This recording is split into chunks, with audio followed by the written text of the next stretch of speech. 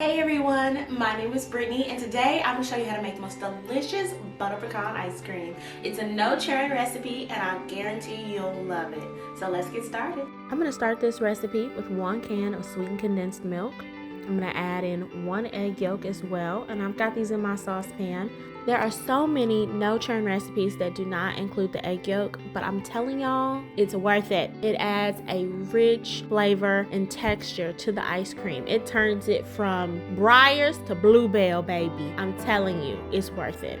Take the extra steps, add the egg yolk. Trust me, you'll love it. I'm gonna cook these on a medium to low heat. You wanna bring it up to a simmer and then cook it for about a minute or 2. You just wanna cook that egg yolk in there. Continuously stir this mixture. It's super easy to burn, so be careful. Try to keep an eye on your temperature and really stick between that medium to low heat. Once I've got it on a nice simmer, I'm gonna take it off the heat, pour it into a heat-proof bowl and let it cool off. While that's cooling, I'm gonna go ahead and prep my pecans. I have 2 tablespoons of butter that I'm gonna melt in my pan, and then 1.5 cups of chopped pecans. I'm going to cook those on a medium heat until they're nice and fragrant and soak up all that butter, and then set them in a bowl to cool off. I've got 2 cups of heavy whipping cream, and I'm going to whip this to a stiff peak.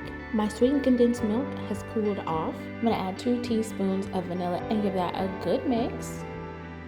And so I'm going to add 1/3 of my heavy whipping cream and gently fold it in to lighten it up. Going to add my 2/3 and still gently fold it in. You don't want to beat the air out of it. You want it to stay nice, light, and fluffy. Once I have all of my whipped cream incorporated, I'm going to pour 1/3 of it into my container that I want to store my ice cream in. And this is an 8x6 container. So I'm going to pour 1/3 on the bottom, then take 1/3 of my pecans and sprinkle those on top. Pour another 1/3 of my ice cream and then more pecans, and then I'm going to repeat that until I don't have any more ice cream base or pecans left. Then you want to cover it and put it in the freezer for at least 6 hours, and look at how it turned out. I hope you enjoyed this recipe as much as I did. If you did, go ahead and give this video a thumbs up. It really helps to support my channel. And if you'd like to see more recipes like this, go ahead and subscribe. Thanks for watching.